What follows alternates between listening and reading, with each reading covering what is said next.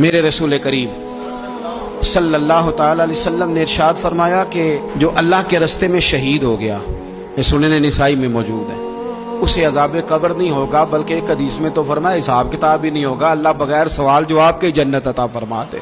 کچھ لوگوں کو لوگوں کی بخشش پہ بھی مسئلہ ہی بنتا ہے کہ کوئی بخشا نہ جائے۔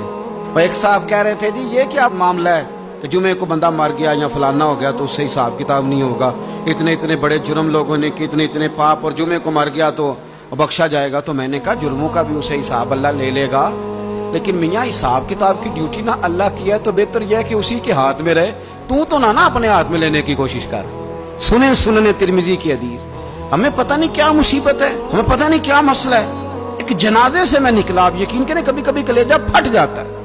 میں ایک جنازے سے نکلا تو میرے ساتھ ایک بندہ جنازہ پڑھ کے نکلا، دکانے لگا جی پیر صاحب دیکھیں آج کتنی دنیا آئی ہے، حالانکہ جو بندہ اس طرح کا تھا، اس طرح کا تھا، اس طرح کا تھا۔ میں نے اسے کہا یار تجھے تو فکر ہی لگ گئی ہے کہیں جنت میں چلا ہی نہ جائے، تو اس طرح کرنا جنت کے دروازے کے سامنے کھڑے ہو جانا ڈنڈا لے کے کہ میں نے نہیں جانے دینا۔ شرم آنی چاہیے ہمیں۔ اللہ فرماتے ہیں جنت اتنی چوڑی ہے جتنے زمین و آسمان، اس کی چوڑائی زمین اور آسمان کے برابر ہے، تو ہم تو اپنے علاوہ کسی کو جانے نہیں دینا چاہتے جنت میں۔ اور بس کریں، جنت خدا کا فضل ہے، اور اللہ فرماتے ہیں میرا فضل میں جسے چاہتا ہوں عطا کرتا ہوں۔ یہ سنن ترمذی کی حدیث، اور اس کے راوی حضرت عبداللہ ابن عمر رضی اللہ تعالیٰ عنہ، نبی پاک علیہ السلام نے فرمایا جو مسلمان جمعے کے دن یا جمعے کی رات کو فوت ہو، اس کو اللہ تعالیٰ قبر کی آزمائش سے محفوظ رکھتا ہے۔ جو جمعے کی رات فوت ہو جائے یا جمعے والے، یعنی جمعے رات اور جمعے کی درمیانی رات چلا جائے یا جمعے والے، تو اللہ اسے عذاب قبر سے، تو میرے عزیز جو بندہ شہید ہو اس سے عذاب قبر نہیں ہوتا، جو آدمی جمعے کے دن یا جمعے کی رات چلا جائے اسے بھی عذاب قبر نہیں ہوتا۔ اور میرے رسول کریم صلی اللہ تعالی علیہ وسلم نے فرمایا جو بندہ ایک دن اور ایک رات، یہ حدیث صحیح مسلم میں، سنن ترمذی میں، مصنف عبدالرزاق میں موجود ہے، ایک دن اور ایک رات اللہ کی رضا کے لیے اسلامی سرحد پہ پہرا دے۔ میں اور آپ سوئے ہوئے ہیں، لیکن وہ لوگ جو فوجی بارڈروں پہ کھڑے ہیں، دیکھو مدینے والے محبوب کس کس پہ کرم فرماتے ہیں۔ ساری عمر نہیں، 24-25 سال کی سروس نہیں، فرمایا ایک دن اور ایک رات اللہ کی رضا کے لیے جو اسلامی سرحد پر پہرا دے، مسلمانوں کو کافروں سے بچائے، رب اسے عذاب قبر نہیں دے گا، اسے اللہ تعالیٰ اپنے فضل سے معاف فرما دے گا۔ ایک رات اور ایک، آپ کیا سمجھتے ہیں کہ ان فوجیوں کی کوئی چھوٹی شان ہے؟ ان کا کوئی چھوٹا مرتبہ ہے؟ ایک دن اور ایک رات اگر یہ پہرا دیں تو اللہ انہیں اتنا انعام عطا کرتا ہے۔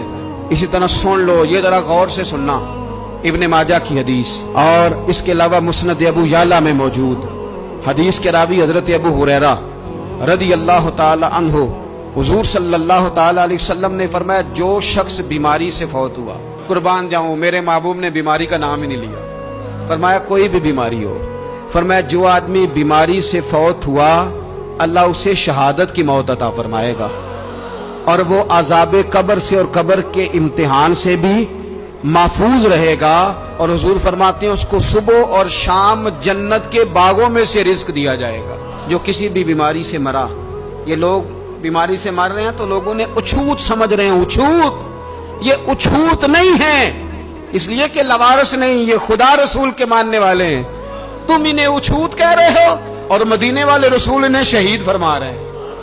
حضور نے فرمایا جو بیماری سے مرے شہید ہے، وہ قبر کے عذاب سے محفوظ رہے گا اور جنت کے باغوں میں سے اللہ رزق دے گا۔ لوگ کہتے ہیں دیکھو جی بڑا تانگ ہو کے دنیا سے گیا ہے، تو اس بندے کو بھی عذاب قبر نہیں ہوتا۔ اسی طرح جو بندہ سورہ ملک پڑھتا ہے، سنن ترمذی میں حضرت ابن عباس سے روایت ہے کہ حضور صلی اللہ علیہ وسلم کے ایک صحابی نے ایک جگہ خیمہ لگایا تو وہاں سورہ ملک پڑھنے کی آواز آتی، کوئی بندہ پڑھنے والا نظر نہیں آتا تھا۔